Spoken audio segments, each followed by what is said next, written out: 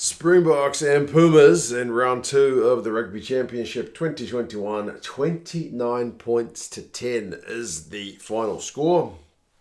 You'll forgive me if I'm keeping my voice down a little bit. I got children sleeping just down the hallway over there. But got up at 2:45, 2:50 to watch this one. 3:05 kickoff here in New Zealand. Wasn't the prettiest game you'll ever see. The penalty count is one of the highest I can remember. Their finishes with 32 penalties in this game, which is a lot. Ref Dixon doesn't really play a heck of a lot of advantage, to be fair. But man, it's a dominant win for the Springboks, absolutely. The Argentinians fought pretty hard to get a consolation try at the end, which makes the scoreboard not quite look as bad.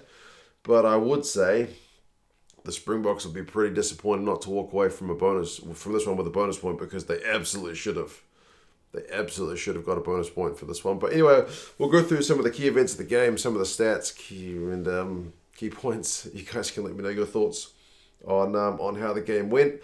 Didn't start with a heck of a lot of momentum for either side. Both sides kind of able to win turnovers. Marks did it. Matera did it. But slowly, you could kind of feel the Boks kind of just asserting more dominance. It was apparent in the territory and the position, kind of by about 10 minutes. Eventually they got a penalty in front, so they took it. It's 3 points to 0. And taking 3 points was certainly the order of the day. They wanted to kind of get this game comfortably in front before even thinking about going for the jugular, which again, in terms of the bonus points, maybe cost them a bit. But obviously, first and foremost, you need to win the game. And they're respectful of their opposition by opting for those threes. Argentina did manage to go through a few phases, which was something that was kind of hard to come by on about 12 minutes, but they eventually got the ball lost because Chocobaras had a forward pass, but they were actually starting to look a bit creative, and that all came from Pollard knocking on a high ball, which was one of his kind of few errors in this game. Unfortunately, Trevor Nyakane goes off. So it's a bad one for him because he doesn't get that many starts, and it's a bad one for the Pumas with the forward pass because, the execution was a bit brutal in this game at times. It let them down a few times. And to be honest, in the final kind of 20, the Springboks were also guilty of kind of, just not executing those chances. 16 minutes, the Springboks get the first scrum penalty, and the scrum was pretty dominant. It wasn't out and out, they're going to win a penalty every scrum, but it was enough. It was enough that they certainly had the upper hand in that area. And that one was also from Argentina failing to take a high ball, which was what they were kind of guilty of last week. So 6 points to 0, they opt for the 3, the Springboks. 18 minutes. I wrote a note that the Argentinians need to kind of get some momentum. They need to swing things back in their favour because the Springboks are just going to keep ticking over the scoreboard, basically. And they got a chance because Reinach gets charged down by Lavanini, from a box kick. And LaRue's clearance, obviously doesn't go that far because they're kind of scrambling to clear at the Springboks. So it's a good chance for Argentina. But then a few phases in, man, Thomas Tutoy gets a turnover on Miotti. And the breakdown work from the Springboks, especially in that first half, was just so brutal, man. It was kind of unbelievable. Oh, I got a Rusty Erasmus ad for the Bitcoin stuff playing on my TV. We don't usually get that in New Zealand because we don't get South African ads. That's fantastic. I haven't seen that for a while. What was I saying? The Pumas kind of letting themselves be turned over, and I say letting themselves, like the Springboks were just flooding the breakdown. And someone mentioned at the live stream, like the fact that you got Kitsov who can win turnovers, you got Marks, you got Dutoy, like the whole front row for the Springboks can win turnovers, and it's usually like the back row that you're thinking are going to win the majority of them. But man, it was brutal from all corners from the Springboks. I wrote a note again: too many penalties conceded from the Pumas. And they go down 9-0, and eventually they get yellow carded for it, but that comes a bit later. Visa concedes a soft penalty by crawling on the ground after a restart, which allows the Pumas to kind of get back in touch. They opt for the 3, 9-3, but then a line-out penalty, again, it's soft from the Pumas. They opt for the 3 of the Springboks, so it's 12-3, so the scoreboard's kind of ticking over in both directions. And then, yeah, like I mentioned, the yellow card warning comes just on around about half hour. The ref says just too many penalties. And the penalty count is stupidly high in that first half. Sure enough, like a minute later, Bruni's offside, so he gets yellow carded and the Springboks opt for the 3. So it's 15-3 after about half an hour. And, yeah, it's looking like pretty much all Springboks, isn't it? It's a tough one. It's 3 points during the yellow card. Interestingly, though, the Boks did go for the jugular on 38 minutes. They decided to switch tack when they got another penalty. They wanted to opt for touch, but that penalty actually got reversed because Lukhanyo Ahmed put in a high tackle. So the Pumas kind of got out of jail a little bit there, that they actually managed to win a penalty there. And right before halftime, they opted for a long penalty of their own. Miotti misses it from about halfway, but at least it kills a minute of the yellow card. So halftime, they go into the sheds. It's 15-3 down. They got a man in the bin. It's not looking great for them. You look at the stats, man. Penalties conceded is 13-6. 13 is like a game's worth of penalties in one half. The Boks have had more possession, 53% more territory, 59% more defenders beaten, 4-1, more row meters, 120-60. So yeah, it's all Springboks in the first half, really. Second half, they do start on a bit of a positive note to the Pumas. Malia gets a up and under, which he manages to regather. He gets taken in the air, so they win another penalty. They missed that one as well, so it's 6 points down the drain in a game which is 15-3. 6 points could have made it 9, which is game on, but 15-3 is still pretty comfortable for the Boks. And yeah, maybe they should be executing like kicks for touch instead of penalties. It seems unlikely you're going to beat the Springboks in 3s in this game, but anyway, and they pay for it actually. Mapimpi gets the first try of the game finally on 45 minutes. You had to have a surname starting with M to score a try in this game, apparently. This one all starts from another M. It's Malcolm Marx. He wins a breakdown penalty again, and they go for the line out. They go through some phases. Eventually, Argentina's offside. So with that advantage play, the Springboks spread it wide, and when they spread it wide, it's too easy for them. Mapimpi over in the corner, 22-3 with the conversion. Looking like game over, and looking like, man, the Springboks could put on 50. Like, if they actually start going for the jugular and stop opting for 3s, they could absolutely, give the Pumas a proper hiding here. 50 minutes, the Argentinians do manage to go like 8 phases, which is probably the highest phase count they've had at any point during the game. And who gets a turnover? Like, one of the big front rowers, Cheslin bloody Colby, man. You know, when that guy is able to win the turnovers, something's wrong. I mean, some people said in the chat he's got a low center of gravity, so he's a hard man to move, but yeah, that guy does everything. Pollard puts in a pinpoint 5-meter touch finder, like 5 meters out from the Pumas line. And sure enough, that leads to Malcolm Marx's try.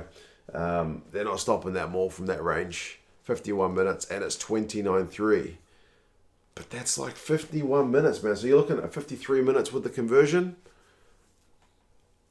And they don't score any more points. They should. They should score more points than this. This is one area they'll be disappointed. Like, obviously, you win the game pretty comfortably. Happy, but still room for improvement for sure. The Boks opted for another touch finder on 60 minutes, 5-meter line out. The line out's too big. I think Mbanambi's come on by that stage. This is maybe his first line out throw. So they missed that one. It's a get out of jail for the Pumas. The Pumas' own maul goes close on 63 minutes, but they knock it on over the line. They've at least decided, 3 points aren't going to get us anywhere in this game. So let's try and get some pay through the maul. It was close. It was kind of maybe the time Argentina actually started to come into the game a bit. They're actually getting some possession and territory, which they've been starved of for large periods. There's an interesting one. I say interesting. It's a tough one. Kremer, a late tackle on Jaden Hendrickson.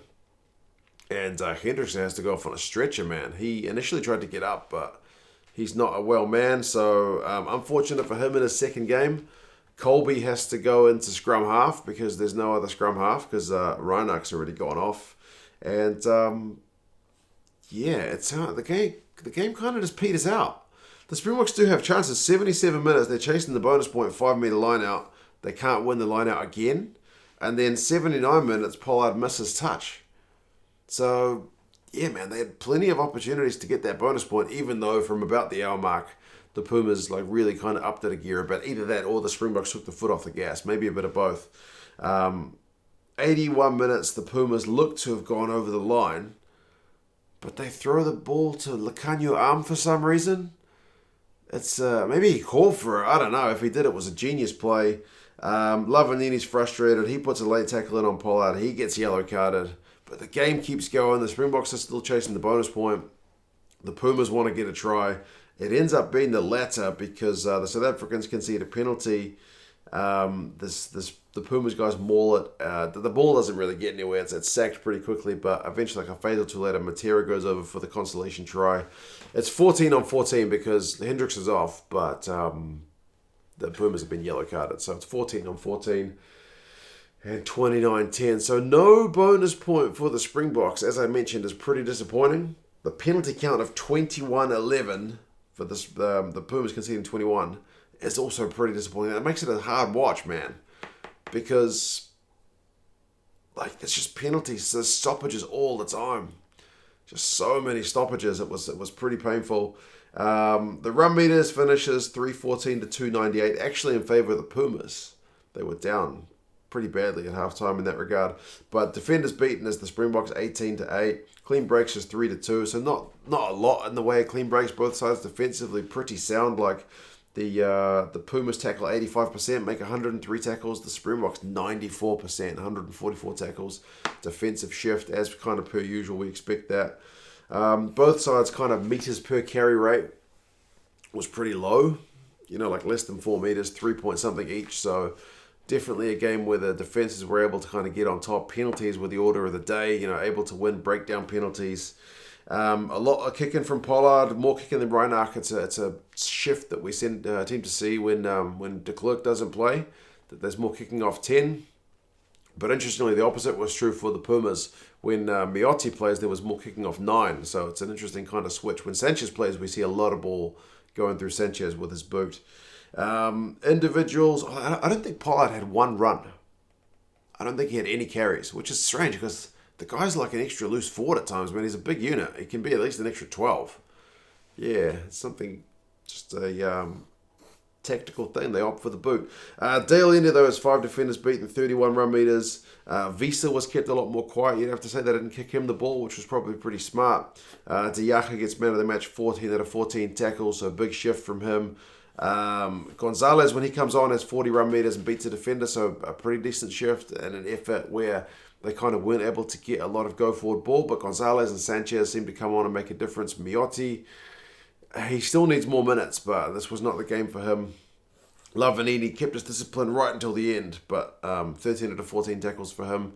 He was pretty physical in his 80-odd minutes, so yeah, like I mentioned, the penalty count makes it a tougher watch than anything else. Just so many kind of stop-start moments with that penalty count. But, yeah, 29-10. Comfortable win for the Springboks. They should have had it by more. They didn't score any points in kind of the last half-ish hour. So, yeah, they'll be disappointed with that. But overall, they bossed the game, and it wasn't until kind of the final 20 when the Pumas were able to kind of contest large parts of the game. So, I mean, still credit to the Pumas. They played a lot of their second-string guys. And they managed to finish the game with a try. So they finished on a high. They didn't just hang their heads and let the Springboks rack up a big score. It finishes 29-10, which is still a respectable one, if a pretty comfortable one for the Springboks. But yeah, we wait and see what happens now with the Rugby Championship. Is it going to go to South Africa? Is it going to go to Europe? Is it going to go to Australia? We wait and see. It's going to be a couple of weeks at least until we see any games. So yeah, what are we going to do? What rugby are we going to watch? We'll have to find something to watch. But anyway, it is 5:45, so I'm going to go have a wee nap, I think, before my kids get up. But anyway, you guys take care of yourselves. Let me know your thoughts on the game, kind of key moments, key plays. Were you happy with anything, disappointed? And yeah, I will talk to you guys again soon. See you later.